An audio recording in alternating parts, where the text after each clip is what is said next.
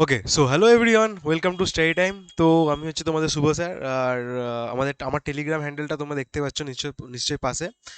তো যাই হোক, আজকে যেটা আলোচনার বিষয়, তোমরা জানোই যে ক্লাস 11 থেকে এই বছর থেকে চালু হয়ে গেছে হচ্ছে তোমাদের সেমিস্টার সিস্টেম। তো সেমিস্টার সিস্টেম নিয়ে অনেকের মনে অনেক প্রশ্ন আছে, ভালো হলো না খারাপ হলো, এই বিষয়গুলো নিয়ে আজকে একটুখানি আলোচনা করব।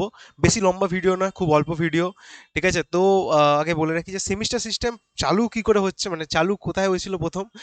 আমাদের ক্ষেত্রে যখন আমরা কলেজে ভর্তি হই, ঠিক আছে, যখন আমরা কলেজে প্রথম ভর্তি হই, সেখানে কিন্তু সেমিস্টার সিস্টেম চালু হয়েছিল। আমি যখন বর্ধমান ইউনিভার্সিটির আন্ডারে ভর্তি হই চন্দননগর কলেজে, তখন সেমিস্টার সিস্টেম প্রথম চালু হয়েছিল। ঠিক আছে, তো সেমিস্টার সিস্টেম যখন চালু হয় তো অনেকের মনে অনেক প্রশ্ন আসে যে সেমিস্টার সিস্টেমে লাভ হবে না ক্ষতি হচ্ছে। তো দেখো, সেমিস্টার সিস্টেমটা কি আগে বুঝিয়ে দিই তোমাকে। এতদিন পর্যন্ত যা হচ্ছিল, যে কলেজেই বলো বা ইয়েতে, যে কলেজে আগে শুরু হয়েছে যদিও, তো কি হতো কলেজে যদি বলি আমি, ইয়ারলি পরীক্ষা হতো। যে আমরা ফার্স্ট ইয়ারের স্টুডেন্ট, আমরা সেকেন্ড ইয়ারের স্টুডেন্ট, থার্ড ইয়ারের স্টুডেন্ট, তো ফাইনাল পরীক্ষা হতো হচ্ছে একদম ইয়ারের এন্ডে, এবং সেটা হতো অনেকটা বেশি সিলেবাসের ওপর। ঠিক আছে, তো ব্যাপারটা হচ্ছে এবার অনেকে কি হয়েছে, যে সারা বছর তো পড়লো কিন্তু সেই যতটা পড়লো সেই রকম কিন্তু নাম্বার সে তুলতে পারছে না, কারণ পরীক্ষার আগে নিজের পুরো সিলেবাসটা সে রিভাইজ করতে পারছে না, পুরো সিলেবাসটা পড়ে এসে সে পরীক্ষা দিতে পারছে না। তো এই জিনিসটা কিন্তু অনেকদিন ধরে স্টুডেন্টরা ফেস করছিল, এবং এইভাবে ওরা পরীক্ষা দিয়ে এসছে অনেক বছর ধরে। কিন্তু তারপরে কি হয়েছে, এই রিসেন্ট 2017 সালে, আমি 2017 সালে যেহেতু ভর্তি হয়েছি আমার মনে আছে, তো 2017 সালে বর্ধমানে প্রথম এই সেমিস্টার সিস্টেমটা চালু হয়েছিল।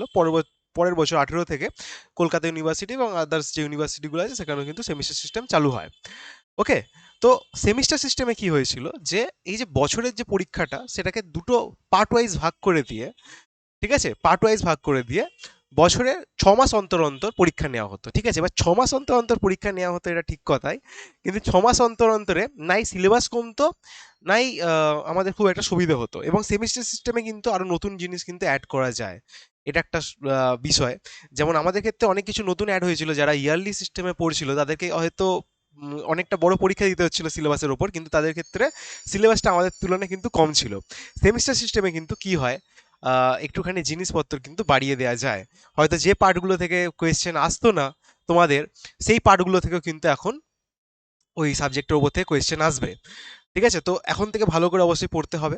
আচ্ছা, আর কি হলো সেমিস্টার সিস্টেমের ক্ষেত্রে একটা জিনিস, যেটা তোমাদের ক্ষেত্রে আশা করছি গন্ডগোল হবে না, যেটা হচ্ছে একটা সেমিস্টার অনেক সময় হয়ে যায় হচ্ছে একটুখানি লেংথেন, মানে হচ্ছে ধরো 7 মাস হয়ে গেল হচ্ছে একটা সেমিস্টারের। ফলে কি হয়, পরের পরীক্ষাটা তোমাকে 5 মাসের মধ্যে দিতে হবে। ঠিক আছে, অনেক সময় ভোটের জন্য তোমরা জানোই যে পরীক্ষা এগিয়ে আসে, তো এই জিনিসটা অনেক সময় হয়। আচ্ছা, এটা যদি এরকম হয় যে প্রথম সেমিস্টারটাকে একটুখানি এগিয়ে নিয়ে আসা হলো, পরেরটাকে বেশি টাইম দেওয়া হলো, সেটাও করা যেতে পারে। এবার সেটা ডিপেন্ড করবে হচ্ছে যে তোমাদের পরীক্ষা নিচ্ছে তাদের ওপর।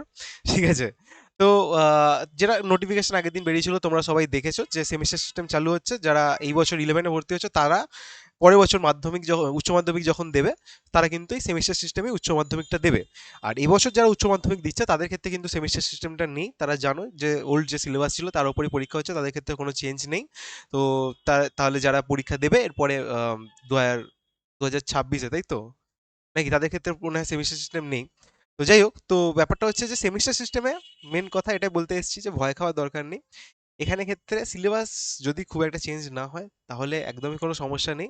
আর চেঞ্জ হলেও খুব একটা পাল্টাবে না তোমাদেরকে, হয়তো যে পুরো বইটা পড়তে হচ্ছে সেটাকে দুটো পার্টে যেমন ভাগ করে বের করেছে, এখন আমি কালকেই দেখেছি কলেজ স্ট্রিটে, তো সেরকমই দুটো পার্টের ওপর পরীক্ষা হবে, দুটো পার্টে ভাগ হয়ে যাবে। কিন্তু যে পার্টগুলো থেকে হয়তো কোয়েশ্চেন আসতো না, আবার বলছি সেই পার্ট থেকে হয়তো তোমাদের দেখবে কোয়েশ্চেন আসছে, তো আরো একটু ভালো করে মন দিয়ে খুঁটিয়ে পড়তে হবে। আর সেমিস্টার সিস্টেমের লাভ তোমরা যদি বলো, তাহলে নাম্বার অবশ্যই ফাইনাল ইয়ারের থেকে তোমরা বেশি পাবে। ঠিক আছে, তোমরা যদি চেষ্টা করো তাহলে অনেকে স্টুডেন্ট আছে যারা দেখবে যে তোমরা ফাইনালে যদি তোমার পরীক্ষা দিতে একসাথে অনেকটা চ্যাপ্টার হতো, তার থেকে দেখবে সেমিস্টার সিস্টেমে কিন্তু নাম্বার তোমাদের অনেক বেশি উঠবে। ঠিক আছে, তো তোমাদের ক্ষেত্রে কলেজে পরবর্তী ক্ষেত্রে যখন ভর্তি হবে তখন আরো সুবিধা হবে।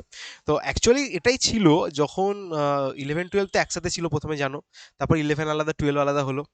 11-12 যখন একসাথে ছিল তখন কিন্তু কাউকে এত পড়তে হতো না, মানে সায়েন্সের ব্যাকগ্রাউন্ডে যেহেতু আমি বলছি, তো সায়েন্সের যে আমাকে টিচার বলতো যে যখন 11-12 একসাথে ছিল তখন কিন্তু অতটা পড়তে হতো না। তারপরে যখন 11 আলাদা 12 আলাদা হলো, তখন তার থেকে একটু বেশি কিন্তু আমাদের পড়তে হতো, আমাদের সিলেবাসগুলোকে জয়েন্ট এন্ট্রান্স বা ওই সিলেবাসের সাথে কম্পেয়ার করে তৈরি করা হয়েছিল এইচএসএ সিলেবাসটাকে। আর এখন যখন সেমিস্টার সিস্টেম চলে এসেছে তাহলে হয়তো একটুখানি ইয়ারের থেকেও বেশি পড়তে হবে তোমাদেরকে, ইয়ারলি যে এক্সামগুলো হতো তার থেকে একটু হয়তো বেশি তোমাদেরকে পড়তে হবে, কিন্তু তাতে কোনো অসুবিধা নেই, নাম্বার কিন্তু তোমরা বেশি পাবে। ঠিক আছে? আর এটাই যা হয় ভালোর জন্যই হয়, দেখা যাক। সেমিস্টার সিস্টেমে তাহলে পড়ার জন্য অল দ্য বেস্ট। যারা যারা ইলেভেনে সায়েন্স নেবে ভাবছো তাদেরকে বলি যে কমেন্ট বক্সে দেখবে একটা লিঙ্ক আছে টেলিগ্রামের, সেটাতে অবশ্যই জয়েন হয়ে যাবে। সেখানে আমি সব সায়েন্সের স্টুডেন্টদেরকে একসাথে করতে চাইছি। তাহলে কী হবে, পড়াশোনাটা তোমরা নিজেদের শেয়ারিংয়ের মাধ্যমে বা আমার যদি কোনো হাতে নোটস থাকে সেগুলো তোমাদেরকে পাঠাতে পারবো। ঠিক আছে? তো সেখানে জয়েন হয়ে যাবে। ইনফরমেটিভ যে ভিডিওগুলো হয় সেগুলোর লিঙ্ক সেখানে দিতে পারবো, কারণ এখানে একসাথে এতগুলো ভিডিও ছাড়া হয় ইউটিউবে, অনেক সময় খুঁজে পাওয়া যায় না। ওকে? তো এটাই বলার ছিল। এই জন্য সেমিস্টার সিস্টেমে তাহলে লাভ হচ্ছে যে নাম্বার বেশি উঠবে, কিন্তু হয়তো যদি তুমি খারাপ পয়েন্ট বলো একটু হয়তো বেশি পড়তে হতে পারে আমার মনে হয়, কারণ যে জায়গাগুলো থেকে কোয়েশ্চেন আসতো না এতদিনে সেই জায়গাগুলো থেকে হয়তো এখন দেখবে কোয়েশ্চেন আসছে। সেই জায়গাগুলো কিন্তু আমাদেরকে ভালো করে প্রিপেয়ার করতে হবে, মানে আরো একটু বেশি খুঁটিয়ে পড়তে হবে আমাদেরকে। ঠিক আছে? আর তোমার এতে কি বলবো, মানে খুবই ভালো আমার মনে হয় যে সেমিস্টার সিস্টেম যত চেঞ্জ হবে তত ভালো। ঠিক আছে? এবং চেঞ্জটা কিন্তু অ্যাডপ্ট করতে জানতে হবে তোমাকে। তুমি যদি এটাকে সবসময় বলে যে না কি হলো এসব ভালো হয়নি আগেরটাই ঠিক ছিল, আমি বলবো যে তাহলে তো একদম পুরোনো দিনের সেই পড়াশোনাটা সব থেকে ভালো ছিল, সেটাকে ফিরিয়ে আনা উচিত। সেটা তো আনতে পারছি না আমরা। তো যাই হোক, যেটা নতুন আসছে সেটাকে অ্যাডপ্ট করতে হবে, সেটাকে নিয়ে মাথা ব্যথা করার দরকার নেই। যাই হোক, তোমাদের সাথে ভালোই হবে। ঠিক আছে? আর এই নিয়ে যদি আরো কিছু ইনফরমেশন তোমরা জানতে পারো সেটা আমাদেরকে টেলিগ্রামে শেয়ার করতে পারো, আমাকে টেলিগ্রামে শেয়ার করতে পারো শুভ@স্যারে।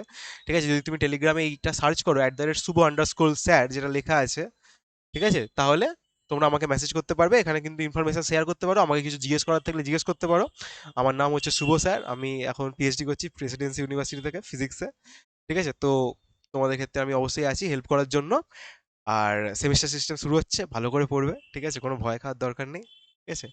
আর সিলেবাস আশা করছি চেঞ্জ হবে না খুব একটা। আমি এখনো যে যখন ভিডিওটা বানাচ্ছি এখনো কোনো নোটিফিকেশন পাইনি সিলেবাস চেঞ্জ নিয়ে। তো যদি জানতে পারি তাহলে সিলেবাস নিয়ে একটা ভিডিও নিয়ে চলে আসবো। ঠিক আছে? তো টাটা, বাই বাই। দেখতে থাকো সেই টাইম, ভালো থাকো, সুস্থ থাকো।